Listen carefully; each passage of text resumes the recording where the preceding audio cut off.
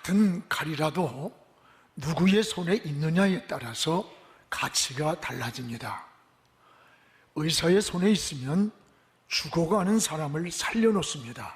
그러나 강도의 손에 있으면 산 사람도 죽입니다. 똑같은 물을 먹어도 양이 먹으면 젖을 만듭니다. 그러나 뱀이 먹으면 독이 나옵니다. 우리 직책이 아니라 사람이 중요합니다. 어떤 조직 공동체든지 가장 큰 성패의 원인은 사람을 잘 세우는 일입니다. 인사가 만사라는 말이 있듯이 사람을 잘 세우면 그 공동체가 살아나요. 반대로 잘못 세우면 그 공동체가 혼란이 오고 무너지게 됩니다. 여러분, 이건 사회도 그렇고 교회도 그렇고 나라도 마찬가지예요. 사람을 잘 세우는 일이 가장 중요합니다. 앞으로 대통령을 뽑는 것도 잘 뽑아야 돼요.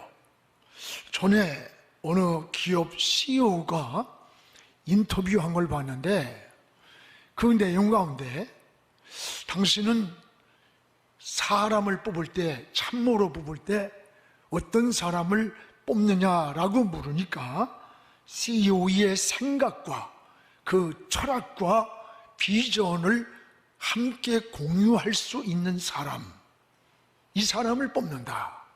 CEO의 생각, 철학, 그리고 그 비전을 함께 공유할 수 있는 사람. 그렇습니다. 성경에도 베드로, 야고보, 요한을 예수님이 핵심 제자로 세웠고 그들이 훗날에 가장 큰 핵심적 사역을 해나갔습니다. 하나님도 마찬가지입니다. 하나님의 뜻에 맞고 하나님의 기준에 맞아야지 하나님의 좋은 일꾼이 될 수가 있는 겁니다. 여러분, 성도는 항상 하나님의 관점에서 기준을 찾아야 돼요. 이게 지혜입니다. 오늘 말씀은 예루살렘 교회에서 당시 어려운 사람들이 많았습니다. 그래서 그들에게 구제를 많이 했어요. 그런데 도움을 받던 헬라파 과부들과 이 히브리파 과부들이 있었는데 이들이 막 분쟁이 생기고 싸움이 생기는 거예요. 구제의 혜택을 자기들이 덜 받았다는 거예요. 오히려 감사해야 되는데 원망을 하면서 불만으로 교회가 막 시끄러운 거예요. 사도들은 이런 일에 분주하게 쫓아다니다가 그만 본질을 놓쳐버렸습니다. 여러분, 사도들은 그들의 본질이 뭘까요? 말씀을 전하고 기도하는 일이 우선순위가 돼야 되는데 구제한다, 돌아본다 이러다가 보니까 말씀을 소홀히 하고 오히려 교회에는 혼란이 오고 분쟁이 생겨있는 그런 예루살렘 교회의 모습이에요. 오늘 2절에 사도들이 제자들을 모아놓고 하는 얘기예요. 우리가 하나님의 말씀을 제쳐놓고 하나님 말씀을 제쳐놓고 공개를 일삼는 게 이거 마땅하지 않다. 여기 본질인 하나님 말씀을 제쳐놓고 여러분, 이게 우리가 본질을 놓쳤다는 그런 얘기예요. 신앙의 가장 중요한 것은 이 본질입니다. 본질을 놓치면 변질이 되는 거예요. 혼란이 오는 거예요. 오늘 지금 우리는 코로나로 인해서 여러 가지 환경적으로 어렵습니다. 그러다가 보니까 전화를 걸면은요, 나는 어떤 일 때문에 직장에서 어디서 뭐 해서 이러면서 자기 합리화 그리고 변명 이렇게 살아가는 걸 보게 돼요. 그럼에도 불구하고 우리는 어떻게 해야 됩니까? 멈출 수 없는 하나님의 은혜라는 것을 고백해야 되는 거예요. 여러분, 우리는 멈출 수 없는 기도를 드리고 멈출 수 없는 예배자의 삶을 살기를 사모해야 되는 거예요. 우리 환경이 어떻든 조건이 어떻든 이게 신앙의 본질이 되는 거예요. 보석은 진흙 속에 묻혀 있어도 빛이 나는 거예요. 금이 세계 통화의 기준이 되는 것은 그 금이 변하지 않기 때문에 그런 거예요. 진리는 뭡니까? 변하지 않는 거예요. 예수 그리스도가 진리입니다. 하나님 말씀이 바로 진리입니다. 그런데 이 예루살렘 교회는 구제하는 일 또는 어려운 사람들을 돕는다는 거, 이런 이유로 기도하는 일, 말씀을 전하는 일을 소홀히 여기고 제쳐놓았다는 거예요. 바로 이것이 문제가 됐어요. 그래도 다행히 이 사도들의 영적인 통찰력이 있어서, 야, 이건 아니다, 우리가 다시 말씀과 기도하는 일을 붙잡아야 한다, 구제도 좋지만 이게 본질이 아니다, 이걸 깨닫고 본질을 회복하는 그런 내용을 보게 됩니다. 무엇보다 교회의 본질을 놓치면 변질되는 거예요. 교회의 본질이 변질될 때 문제가 생기기 시작하는 거예요. 여러분, 교회의 본질은 뭡니까? 오늘 말씀과 기도하는 일이라고 그랬습니다. 근데 2절에 다시 한번 보겠습니다. 12사도가 모든 제자를 불러 이르되 우리가 하나님 말씀을 제쳐놓고 접대하는 일, 구제하는 일, 이런 일에만 하는 것은 이게 마땅한 게 아니다. 이게 무슨 말씀이에요? 여기 우리가 말씀을 제쳐놓고 라고 하는 뜻은 말씀을 아래에 뒀다, 말씀을 소홀히 여기다는 말이에요. 교회의 본질이 하나님 말씀이 우선이 돼야 되는데 이거를 뒤에다 아래에 두고 이것을 소홀히 여겼다는 거예요. 이게 예루살렘 교회가 시끄러워지고 분쟁이 생기고 오히려 문제가 생기는 거예요. 구제하는 일에 몰두하다 보니까 교회가 오히려 하나님 말씀을 전하는 일을 소홀히 여기게 되는 거예요. 여러분, 교회가 이웃을 돕기고 섬기고 봉사하는 일은 굉장히 중요한 일입니다. 그러나 이것을 알아야 돼요. 이게 본질은 아니라는 거예요. 본질, 이걸 알아야 돼요. 여러분, 교회의 본질은 말씀을 붙잡는 거예요. 기도하는 거예요. 이 기둥이 먼저 서야 창수가 나고 바람이 불고 환란이 와도 무너지지 않는 거예요. 근데 이걸 제쳐놓고 이벤트를 한다든지 행사에 집중하든지 구제를 다 해야 됩니다. 그러나 우선순위가 아니라는 거예요. 본질은 하나님 말씀과 기도라는 거예요. 오늘 이 초대교회를 통해서 우리가 다시 한번 깨달아야 됩니다. 여러분, 사도들의 사역은 뭡니까? 말씀을 전하는 일, 기도하는 일이 이게 전무해야 되는데, 근데 예루살렘 교회는 이걸 놓친 거예요. 구제한다는 거.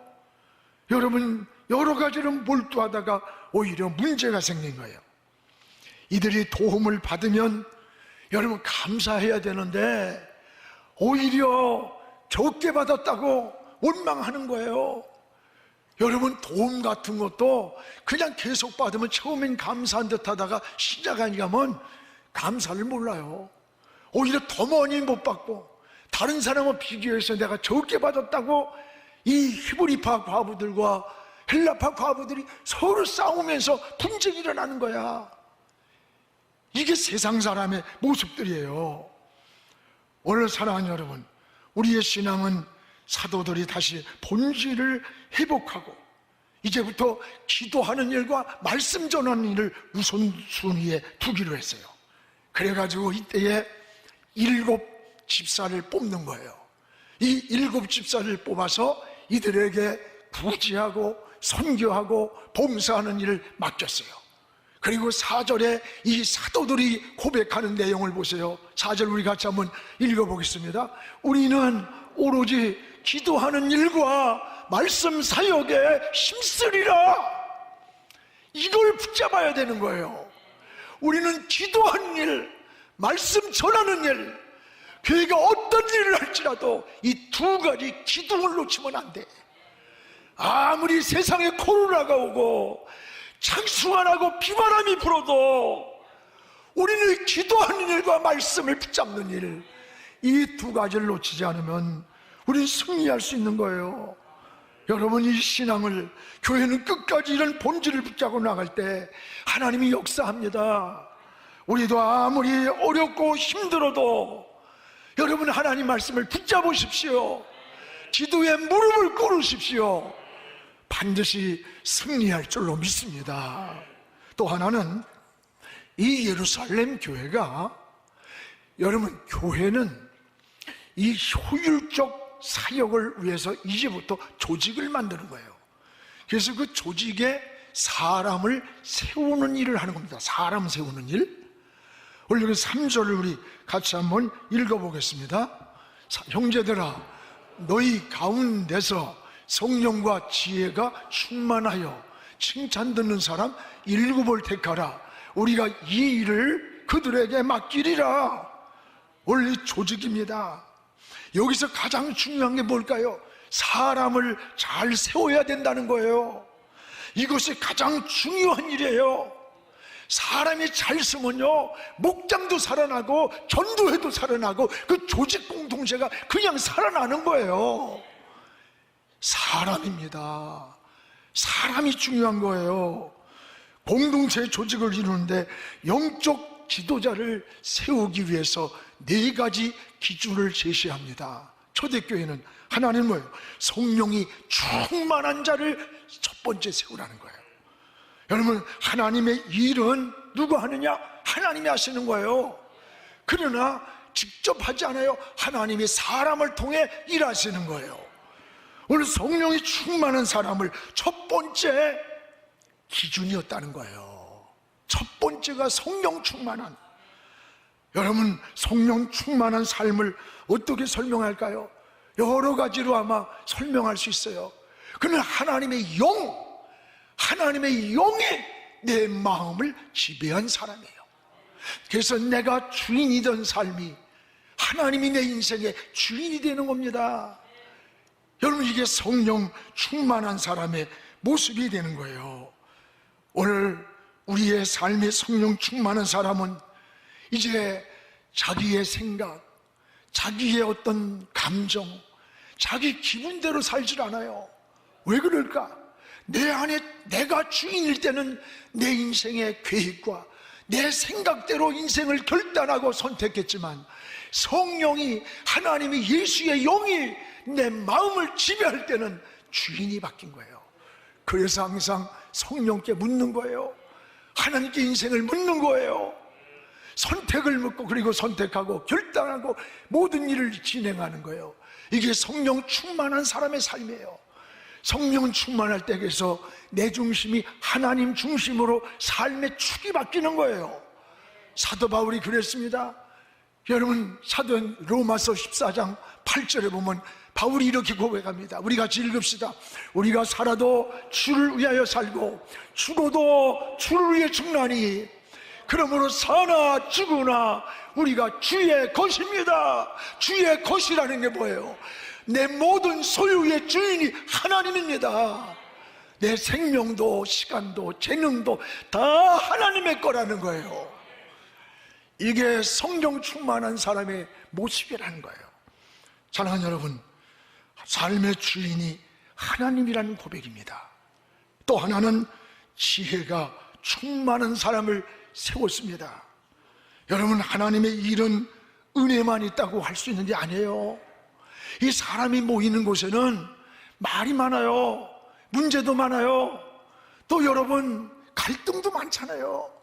우린 천국에 갈 때까지 이 세상은 완전한 세상이 아닙니다. 덕을 세우는 지혜가 필요하고, 여기에 지혜가 우리에게 있어야 돼요. 그래서 우리는 뭐가 있어야 되느냐? 지식과 지혜라는 것은 다르다는 걸 알아야 돼요. 지식은 많은데 꼭 고르다니는 백과사전 같은데 덕을 못 세워요. 또 지식은 부족한데 지혜로움이 있어요. 이 사람은 덕을 세우고 화목을 만들고 어디 가든지 아름다운 평화의 하모니를 이뤄요. 저는 신앙생활 오래 한 우리 장로님들을 보면, 우리 권사님들을 보면요, 지혜가 있어요. 지혜. 모든 생각을 하나님 중심으로, 성경 중심으로, 믿음을 중심으로 생각을 해요. 그러니까 화목을 만들고 아름다운 은혜를 만들고, 이게 다른 거예요. 하나님의 일하려면 이런 덕을 세우는 지혜가 있어야 되는 거예요. 이 지혜도 성경에는 두 종류가 있습니다. 하나는 세상에서 나온 지혜가 있다는 거예요. 야고보 3장 14에 15절까지 우리 읽어봅시다. 그러나 너희 마음속에 독한 시기와 다툼이 있으면 자랑하지 말라. 진리를 거스려 거짓말하지 말아라. 이러한 지혜는 위로부터 내려온 게 아니다. 땅 위의 것이요 정욕이요 마귀의 것이다. 여러분, 세상에서 난 지혜 세 가지가 뭐예요? 하나는 마음의 독한 시기라는 것이죠. 독한 시기. 두 번째는 뭐예요? 다툼을 일으키는 분쟁을 자꾸 만든다는 거예요. 세 번째는 뭐냐? 거짓이라는 거짓. 이게 세상에서 난 지혜입니다. 한마디로 말하면 세상의 지혜는요, 사기꾼의 지혜예요. 사기꾼. 여러분, 사기를 잘 치는 것도요, 세상적인 지혜가 머리가 팽팽 돌아서 사기치지, 미련한 놈은 사기도 못 쳐요. 알아요? 금방 들통이 나니까 못하는 거예요. 오늘 여러분, 세상으로부터 난 지혜는 마귀적이요 정욕적이요, 여러분, 마귀로부터 온 세상적인 지혜, 이게 세상에 교활하고 세상을 어지럽히고 혼란하게 만드는 거예요. 오늘 우리는 어떤 지혜를 구했느냐? 하늘로부터 난 지혜를 구해야 되는 거예요. 위로부터 난 지혜를 5가지로 소개합니다. 야고보 3장 17절에서 18절까지 우리 같이 읽읍시다. 어제 위로부터 난 지혜는 첫째 성결하고, 다음에 화평하고, 관용하고, 양순하며, 긍휼과 선한 열매가 가득하고, 편견과 거짓이 없다는 거예요. 이게 세상으로부터 난 지혜가 아니라 하나님께로부터 난 지혜라는 겁니다. 우리는 이 지혜를 가지고 살 때 선한 열매, 의의 열매, 평화의 열매를 거두게 된다는 사실이에요. 여러분, 하나님의 일꾼은 이 하늘의 지혜를 자꾸 구해야 되는 겁니다. 오늘 열심히 일하고도 지혜롭지 못해서 하나님의 영광을 가리고 상처가 나고 분쟁이 날 때가 얼마나 많아요. 우리가 하늘의 지혜가 충만한 우리 영안의 식구들 되기를 주의 이름으로 축복을 합니다. 또 하나는 칭찬 듣는 사람을 세웠습니다. 여러분, 초대교회 재직을 뽑을 때 하나님과의 관계만이 아니에요. 사람 앞에도 칭찬 듣는 사람을 세우라고 그랬어요. 우리는 하나님 앞에만 잘 믿으면 된다고 생각할 때 있어. 아닙니다. 하나님의 관계가 수직이라면 사람과 사람 관계를 수평적 관계를 해요. 성경은 하나님의 관계 못지않게 인간관계가 얼마나 중요한가를 놓치면 안 돼요. 그래서 디모데전서 3장 7절에 보면요, 외인에게도 인정받아야 한다는 거예요. 디모데전서 3장 7절에 보세요. 또한 외인에게도 선한 증거를 얻은 자라야 한다. 비방과 마귀의 올무에 빠질까 염려하라. 여기 외인이란 말은 안 믿는 사람, 교회 밖에 있는 저 사람들에게도 저 예수 믿는 사람이 뭔가 다르다 이렇게 인정을 받아야 된다는 거예요. 우리는 세상의 소금이라고 그랬습니다. 세상을 향한 빛이라고 그랬어요. 소금은 여러분 맛을 내야 돼요. 세상의 어둠을 향해 빛을 비추는 우리 신앙인들이에요. 하나님의 영광을 위해서 예수 믿는 사람이 무언가는 다른 삶이 있어야 돼요. 신앙이 생활화. 우리 예배는 교회에서만 예배가 아닙니다. 이 예배는 우리 생활, 직장으로 가서, 학교로 가서, 사업장에 가서, 정치에 가서, 그곳에서도 산 제물이 되라 그랬어요. 이게 하나님이 원하는 거룩한 산 예배라는 겁니다. 우리는 신앙을 다시 수정해야 돼요. 저는 한 30년 전입니다. 여러 번 얘기를 했어요. 잊혀지지 않아요. 저 태릉시장 거기 도깨비 시장이 있어요. 그 노점상들이 많아. 거기를 집사람하고 지나올 때 사람들이 막 웅성해. 왜 그러나 쳐다보니까 싸움을 하는데 여자가 그냥 남자 멱살 잡고 막 한들 욕을 하는 거야. 막 갖은 욕을 다 하고. 그런데 반복도 안 하고 막 욕을 시리즈로 막 엮어나가요. 하도 욕을 잘해서 가다가 아무 생각 없이 집사람하고 쳐다보고, 야, 욕 종류도 많다. 저 여자 그 방언하는 것 같다. 방언. 그랬는데 그 옆에 어떤 같이 돈주머니 찬 노점 장사하는 아주머니가 나오더니 그 입에 거품을 불고 갖은 욕을 다 하던 아주머니 손을 잡아당기면서, 집사님이 참어. 난 이 생각만 하면요 지금도 소름 끼쳐요. 30년 전의 얘기예요. 잊혀지지가 않아. 아니 왜 거기서 집사라고 그래? 아줌마 참어 그러면 되지. 아무 데서나 집사님 그러니까 사람들이 혈차고 돌아가고, 나도 이렇게 서 있다가 가슴이 철렁하더라고요. 이렇게 나오면서요. 여러분 싸울 수 있어요. 욕할 수 있어요. 나는 여러분들 뭐 사업한다고 명함에다 사업하는 사람들 뭐 장로 이런 거 명함에 써가지고 다니는 건 난 좋아 안 해. 그 장로라는 명함을 안 가져도 여러분 생활 자체가 인정받아야 돼. 여러분 우리가 삶이라는 것은 말이 아니에요. 우리 그리스도인들이 다시 수정을 해야 돼. 다시 고쳐야 되는 거예요. 오늘 외인에게도 칭찬 듣는 사람, 인정받는 사람이라는 걸 다시 한번 우리가 생각하면서 하나님 앞에 우리 인생이 성숙한 하나님 나라 일꾼이 되기를 축복합니다. 또 하나 믿음 있는 사람을 뽑았습니다. 5절 6절에 보면요, 그러나 온 무리가 이 말을 기뻐하여 믿음과 성령이 충만한 사람 7집사를 택했다는 거예요. 그렇습니다. 하나님의 일은 믿음으로 하는 겁니다. 믿음으로 한 충성이라야 하나님 앞에 연락이 되고, 믿음으로 한 봉사라야 하나님이 축복하십니다. 교회는 경험이 많은 사람, 직분이 높은 사람 그런 게 아니에요. 믿음 있는 사람이 앞에 서야 돼. 믿음 있는 사람이 앞에 서서 홍해를 밟고 요단강을 내리고 여리고를 돌 때에 믿음대로 역사하는 게 하나님의 일입니다.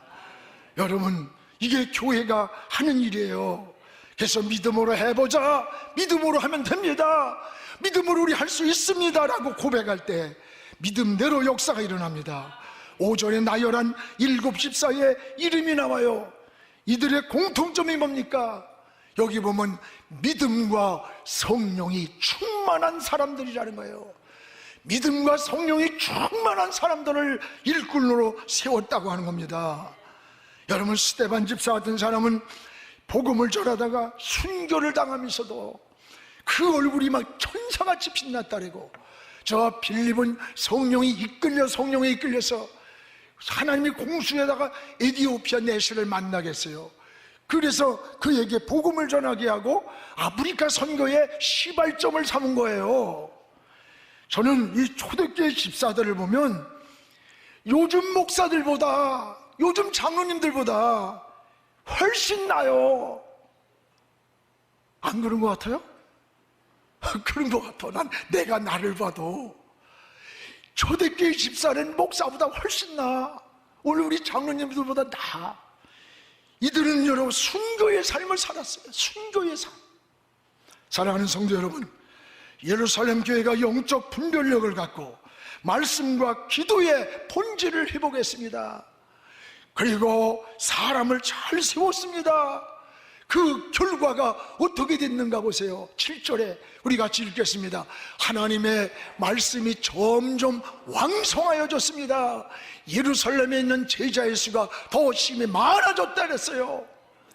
하나님 말씀이 왕성해졌습니다. 예루살렘의 제자의 수가 막 늘어났습니다. 여러분 말씀이 왕성하고 끊임없는 이 기도가 중요한 거예요. 이것이 건강한 신앙, 건강한 교회입니다. 여러분의 신앙도 우리 교회도 일꾼을 잘 세워서 이 초대교회처럼 하나님의 나라를 이루는데 우리가 쓰임받는 레바논 백향목 같은 기둥감이 되기를 주의 이름으로 축복합니다. 지금은 미디어 선교를 위한 헌금 시간입니다. 이 예배를 통해 삶 가운데 은혜와 회복이 충만하시기를 간절히 기도합니다.